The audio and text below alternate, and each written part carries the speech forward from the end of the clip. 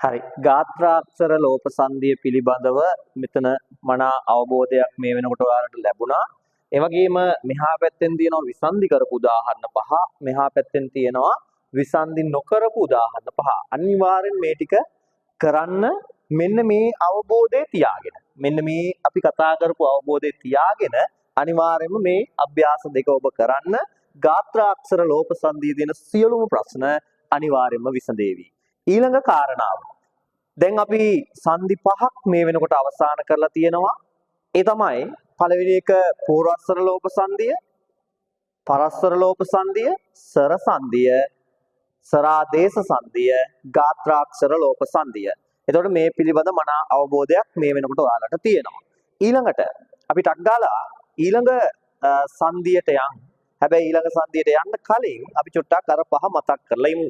පුංචි වෙලාවක් අරගෙන. පළවෙනි එක ඔබ මාත් එක්ක කිව්වනම් හොඳයි. පළවෙනි එක පූර්වස්වර ලෝප සංධිය. සංධි වන දෙපදයේ පෙර පදයේ මුල ඇති පෙර පදයේ අග ඇති ස්වරය ලොප් කොට ඉතිරි වන හල් අකුර පසු පදයේ මුල ඇති ස්වරය සමග එකට එකතු කිරීම. සංධි වන දෙපදයේ පෙර පදයේ අග ඇති ස්වරය ලොප් කොට ඉතිරි වන හල් අකුර පසු පදයේ මුල ඇති ස්වරය සමග එකට එකතු කිරීම පූර්වස්වර ලෝප සංධියයි. දෙක පරස්වර ලෝප සංධිය. සංධි වන දෙපදයේ පෙර පසු පදයේ අග පසු පදයේ මුල ඇති ස්වරය ලොප් කොට ඉතිරි වන පද දෙක එකට එකතු කිරීම පරස්වර ලෝප සංධියයි. සර සංධිය. සංධි වන දෙපදයේ පෙර පදයේ අග ඇති හල් අකුරත් පසු පදයේ මුල ඇති ස්වරයත් එකට එකතු වීම සර සංධියයි. තුනක් ඉවරයි. හතරවෙනි එක ගාත්‍රාදේශ සංධිය. සංධි වන දෙපදයේ පෙර පදයේ අග ඇති ස්වරයත් පසු පදයේ මුල ඇති ස්වරයත් වෙනුවට වෙනත්ව ස්වරයක් ආදේශ වීම සරාදේශ සංධියයි. 5 සංධි වන දෙපදයේ පෙර පදයේ අග ඇති ගාත්‍රාක්ෂරය විසුරුවා එහි ස්වරයත් ව්‍යංජනයක් ලොප් කොට ඉතිරි වන අර්ධ සංඥකය සම්පූර්ණ කොට පද ටික එකට එකතු කිරීම ගාත්‍රාක්ෂර ලෝප සංධියයි. ඔය ටික තමයි පුතේ අපි කතා කරේ. ඒ වගේම තවත් සංධියකට අපි යනවා. ඒ තමයි ඊළඟ සංධිය අපිට තියෙන. හරි. අපි යමු ඊළඟ සංධියට පුතේ. මේක මනා අවබෝධයක් තියාගන්න. නිවැරදි අවබෝධයෙන් යන්න. මොකද හේතුව එහෙම අවබෝධයක් නොමැති වුණොත් තමයි පුතේ ඔයාලට මේ සංධි අමාරුයි කියලා කියන්නේ. මනා අවබෝධයෙන් ගියා නම් සංධි වල එහෙම ප්‍රශ්නයක් ඇති වෙන්නේ නැහැ. බලන්න අපිට ඊළඟට තියෙන සංධියට අපි යමු.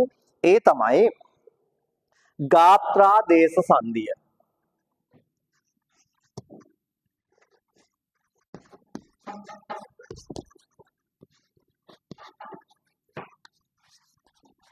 ගාත්‍රාදේශ සංධිය.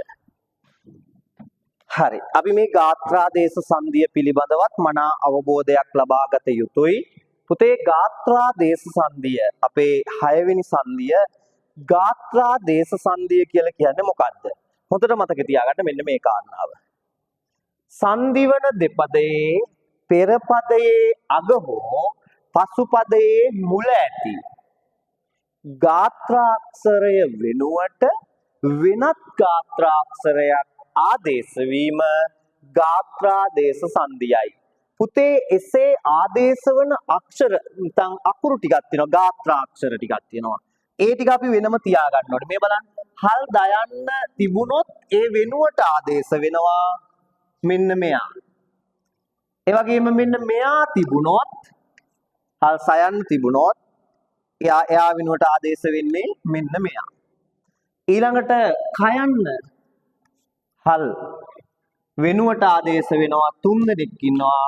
හල් වයන්න ඒ වගේම හල්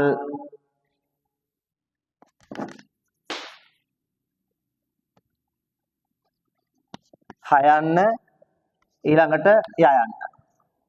ඊට පස්සේ හල් මයන්න වෙනුවට ආදේශ වෙනවා බින්ද. මෙන්න මේක අනිවාර්යෙන් මනා අවබෝධයෙන් යුක්තව මතක තබා ගත යුතු පාඩම් කරගත යුතුයි.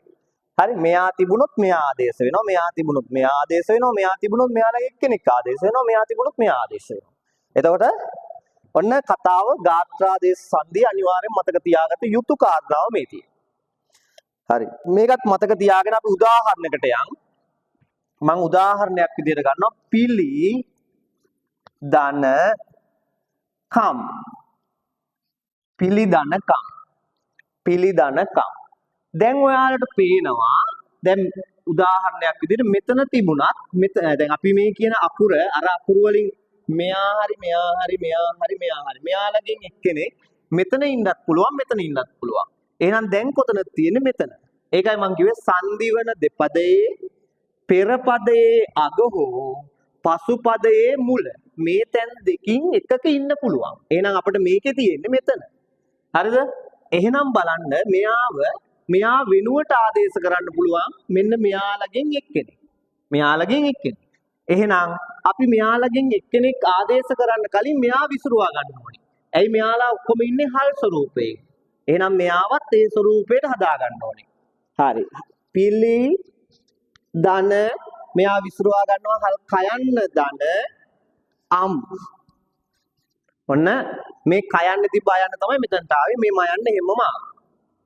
හරිද? ඊට පස්සේ පුතේ මෙයා වෙනුවට ආදේශ කරන්න පුළුවන් කවුද? මෙයාලගෙන් එක්කෙනෙක්. දාලා බලන්න වයන්න දැම්මොත් මොකක්ද හැදෙන්නේ?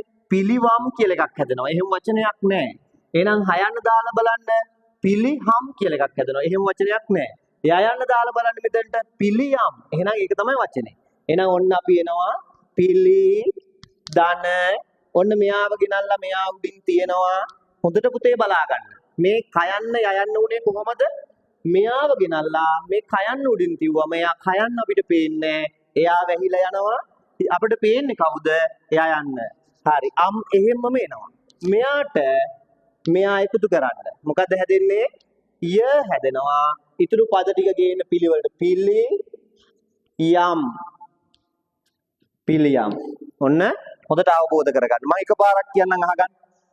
සංදිවන දෙපදයේ පෙර පදයේ අග හෝ පසු පදයේ මුල ඇති ගාත්‍රාක්ෂරය වෙනුවට වෙනත් ගාත්‍රාක්ෂරයක් ආදේශ වීම ගාත්‍රාදේශ සංධියයි.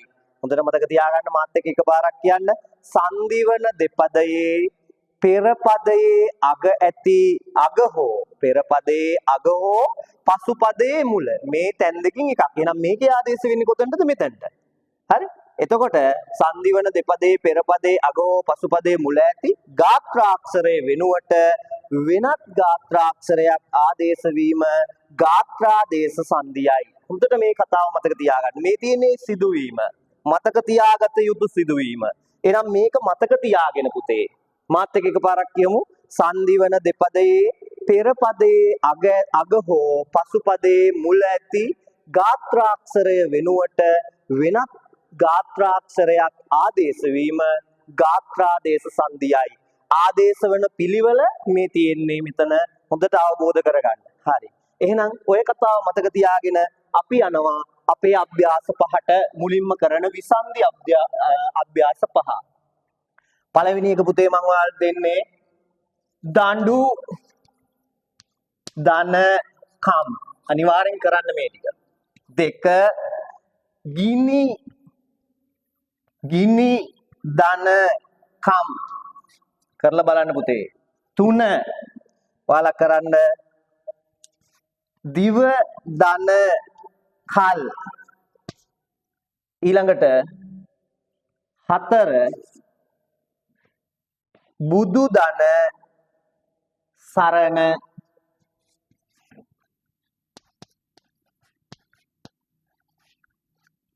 ඊළඟට පහ බලන්න පස් ධන සිල්. පස් ධන සිල්. ඔන්න විසන්ධි කරපු. එතකොට ආදේශ වෙන්න පුළුවන් මෙතෙන්ට තැන් දෙකින් එක තැනකට විතරයි. දෙතැනටම ආදේශ වෙන්නේ නැහැ. ඊළඟට විසන්ධි නොකරපු පහ පුතේ මෙන්න දුම්කොළ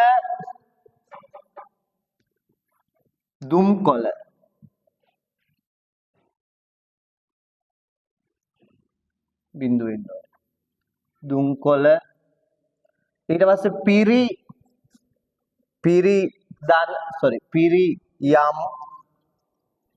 පිරියම් මෙහා 1 මෙහා 2 ඊළඟට 3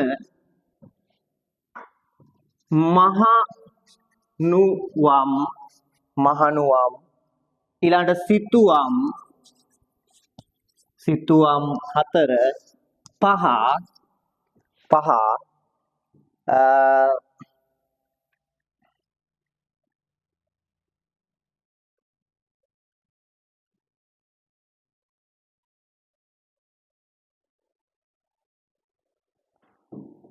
පහගණ්ඩ බුදු සරණ ඔන්න යම් තැනක ඔන්න ওই ටික තමයි කරන්න තියෙන්නේ කරලා බලන්න පුතේ මෙන්න මේ ටිකයි නිවරදිව කරන්න නිවරදිව කරොත් ඔයාලට මේක ආයි බැරි වෙන්නේ නැහැ එහෙනම් අපි දැන් මෙතනදි සංදි 3ක් කතා කරා ඊට පෙර 3ක් කතා කරා එහෙනම් ඒ සංදි 6 ගැනම මනා අවබෝධයක් තියාගන්න වෙනම ඒ සංදිය සිදුවන ආකාරය මතක තියාගෙන ඒ හරහා මම එක සංදියට දීලා තියෙනවා අභ්‍යාස 10ක් අනිවාර්යෙන්ම ඒ අභ්‍යාස 10 වෙනම කරලා බලන්න මනා අවබෝධයකින් යුක්තව එහෙනම් මේ 6 අපි මීට පෙර කතා කරපු මේට පෙර වීඩියෝවේ තිබ්බ 3යි දැන් මෙතන තියෙන 3යි 6ම මේකේ අපි අවසානට මතක් කරලා වැඩේ ඉවර කරමු එකපාරක් අපි මතක් කරා ආයෙ පාරක් මතක් කරලා වැඩේ ඉවර කරමු මෙච්චර මේක එකම දෙය කියන්නේ නිවරදිව ඔයාගේ ඔළුවට මේ කාරණාව යන්න ඕනේ හින්දා පුතේ මනාව අවබෝධ කරගන්න ගොඩක් අය පටලගත්තු තැන් මෙතන තියෙනවා ඒ පටලගත්තු තැන් නිවරදි කරගන්න මතක තියාගන්න එහෙනම් අපි මෙතනින් එහාට සංදි 10 5ක් කතා කරලා ඉවරයි තව 4යි තියෙන්නේ මේ 6 මතක් කරලා ඉමු සංදිවන දෙපදයේ පෙරපදයේ අග ඇති සංදිවන දෙපදයේ පෙරපදයේ අග ඇති සරය ලොක් කොට ඉතිරි වන හල් අකුර පසුපදයේ මුල ඇති සරය සමග එකට එකතු කිරීම පූර්වස්සර ලෝප සංදියයි 2 සංදිවන දෙපදයේ පසුපදයේ මුල ඇති සරය ලොක් කොට ඉතිරි වන පද දෙක එකට එකතු කිරීම පරස්සර ලෝප සංදියයි 3 සංදිවන දෙපදයේ පෙරපදයේ අග ඇති හල් අකුර පසුපදයේ මුල ඇති සරය සමග එකට එකතු වීම නැත්නම් එකට එකතු කිරීම සර සංදියයි ඊළඟට සංදිවන දෙපදයේ පෙරපදයේ අග ඇති සරයත් පසුපදයේ මුල ඇති සරයත් වෙනුවට වෙනත්ම සරයක් ආදේශ කිරීම සරාදේශ සංදියයි ඊළඟ එක සංදිවන දෙපදයේ පෙරපදයේ අග ඇති ගාත්‍රාක්ෂරයේ විසුරුවා එහි සරයත් ව්‍යංජනයත් ලොක් කොට ඉතිරිවන අර්ධ සංඥකය සම්පූර්ණ කර පද ටික එකට එකතු කිරීම ගාත්‍රාක්ෂර ලෝප සංදියයි අවසානට අපි කතා කරපු එක සංදිවන දෙපදයේ පෙරපදයේ අග හෝ පසුපදයේ මුල ඇති ගාත්‍රාක්ෂරය වෙනුවට වෙනත්ම ගාත්‍රාක්ෂරයක් ආදේශ වීම ගාත්‍රාදේශ සංදියයි ඒ තැන්වලට අදාළව මතක තියාගත යුතු කාරණා සියල්ල ඔබට කරලා ඉවරයි. මේ වෙනකොට අභ්‍යාස 60ක් ඔබට දීලා තියෙනවා. නිවරදිව 60 සම්පූර්ණ කරන්න. ඔයාට දැනට මේ සංදි ටික මේක පෙර කතා කරපු සංදි 6 අනිවාර්යෙන් පුළුවන් වේවි. ඔබ අනිවාර්යෙන්ම මේ කියන දේවල් ටික කරලා ඔබට දැනුණු දේ අනිවාර්යෙන් කමෙන්ට් කරන්න. එහෙනම් අපි නැවතත් වීඩියෝ එකකින් සංදි පාඩමින්ම නැවත හමු වීම බලාපොරොත්තු වෙමින් අදට ඔබෙන් සමුගන්නවා. ආයුබෝවන් ළමයි. නැවත අපි හම්බ වෙමු.